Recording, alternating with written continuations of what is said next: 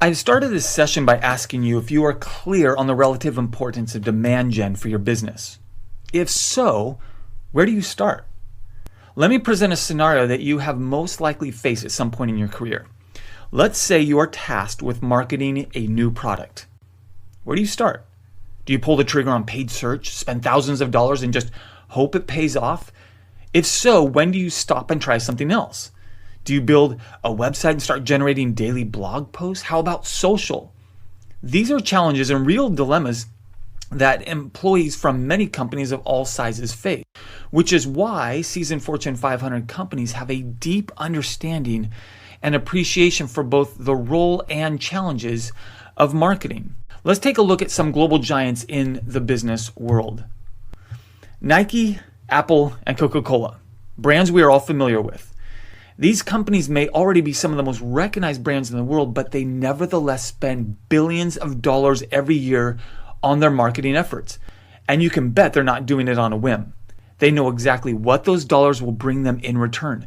They have analyzed, aggregated, and researched their respective markets in order to know very closely their ROI.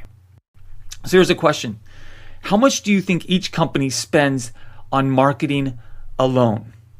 Well, Nike in fiscal year 2015 spent more than $3.2 billion in demand creation expenses. Think of advertising, endorsements, events, etc. Tens of billions of dollars have gone into building its brand. This should leave no question in your mind as to the importance of demand generation, and yet they are already one of the most recognized brands globally. How about Apple? Although Apple chose not to disclose its advertising budget in 2016, the decision, though, comes after Apple did state that their advertising expenses rose 50% to a record $1.8 billion in 2015. Keep in mind, Apple is one of the top 3 most recognized global brands.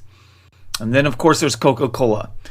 Now, I've had the opportunity to travel the globe, living in and visiting nearly 50 countries, many of which are third world countries. In my non-scientific research, I am stunned to see how far-reaching Coca-Cola's marketing and branding exists. You can be walking down a jungle trail in Central Asia and come across a large plastic Coca-Cola sign with vines in the rest of the jungle trying to swallow it up. Now, scientifically, according to Interbrand, they are the most recognized brand in the world. Almost every year, year after year, they are at the top spot. And yet, despite Coca-Cola's stronghold in the soft drink industry with 44% market share and being the most recognized brand in the world and their vast global reach, the company has sequentially improved its marketing spend every year. In 2015, Coca-Cola spent, look at that, almost $4 billion on its marketing efforts. Now, let me ask this question. What about RC Cola? And you may ask, RC who? Exactly. Now, you may remember, if you've ever taken marketing classes, about this prolonged marketing battle that began in the 70s in the soft drink industry and saw the beloved major brands duke it out via celebrity endorsements, or awards promotions, an onslaught of advertisements, and even a race into space. And yet RC Cola, during this entire competition of branding, remained on the sidelines. This kind of quiet blue and red can that seemed content simply to be. Today, RC Cola is simply that, a middle-of-the-line soda brand. But did you know, at one point in history, RC Cola gave Coke and Pepsi a run for their money? Believe it or not, Royal Crown Cola, RC Cola, used to be one of the most innovative companies in the beverage industry. It was the first to come out with canned soda, the first caffeine-free soda, and the first 16-ounce soda. It was the first to take Diet Cola mainstream and the first to take nationwide taste tests. What happened to this cutting-edge soda brand? Well, in 1984, a guy by the name of Victor Posner, a billionaire businessman who specialized in corporate takeovers, well, he acquired Royal Crown, which owned about 10% of the market share. Not dominating, right? But still a key player. In the 9 years Posner owned Royal Crown, he slashed the company's marketing budget and battled executives over the company's direction. 3 years later, in 1987, the government convicted him on tax evasion charges and soon after investigated him for insider trading. However, while Royal Crown was busy cutting marketing costs and dealing with internal turmoil, Coca-Cola and Pepsi were dumping millions into unprecedented marketing's arms race. What you had were only two colas, Pepsi and Coca-Cola. With its limited ad budget, RC came out with some standard issue TV spots showing people chugging from a bottle before pausing to smile at the camera.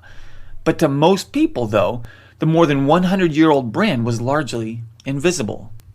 Invisible because they had not invested in getting their name out there, their brand out there, and constantly being on the cutting edge. There's no question brands like Nike and Apple and Coca-Cola, even with their incredible brand awareness, do not underestimate this necessity of marketing. Now, I know that these are major global brands, but on the other side of the spectrum, startups and micro businesses often view marketing as a matter of survival, not theory. That is, their business will disappear if they don't invest in it. So both the major global brands and the startups and micro businesses, they understand marketing is important. I have to do this. However, between those two extremes, an interesting thing often happens. Companies forget about marketing and generating demand. You see, what I have found is that once a company starts to earn some customers and revenue, it's tempting to let things slide, just like RC Cola. Some of these companies stop marketing altogether or put it on a back burner and just churn out some blogs and emails and social posts with maybe an occasional webinar, and they call that marketing. This kind of marketing is the quick fix mentality that is simply undertaken when something is wrong. Not enough customers? Need more revenue? Good, write some blog posts and do some marketing, and that should fix everything. Right? This is dangerous thinking. And it's one of the reasons so many otherwise successful businesses wind up failing. They get used to feeling busy, thinking successful marketing is just being busy, producing lots of marketing material until they realize it's too late to start what they should have been doing all along. This is what I want you to catch. Demand generation and other marketing efforts should be the regular and sustained business activity that gets your business where you want it and keeps it there. But it should not be done on a whim, nor as a last resort, because this is the best way to throw away your money. In this course and during this session, we are going to look at the smart way to market. What are the most important marketing motions to get the biggest bang for your buck, the highest ROI? If you can answer that question, then you are no longer guessing at your marketing campaigns and efforts, but you will start to logically and calculatingly know where to spend your dollars. Peter Drucker put it this way: because the purpose of business is to create a customer, the business enterprise has two and only two basic functions: marketing and innovation. Marketing and innovation produce results. All the rest are costs. I love this. This is something that the most successful brands and organizations of all sizes understand. That is, this mentality should stretch across the entire business. He also went on to say, marketing is not only much broader than selling, it is not a specialized activity at all. It encompasses the entire business. It is the whole business seen from the point of view of its final result. That is, from the customer's point of view. Concern and responsibility for marketing must therefore permeate all areas of the enterprise. This perspective that Peter Drucker talks about is what keeps Fortune 500 companies so intense about sustained, well-funded marketing, even when they're already successful by any measure. While on the other hand, inexperienced businesses wait until they're hurting before addressing their marketing needs. My goal is to walk you through the mindset and strategy of smart marketing leaders so you can avoid some of these same mistakes.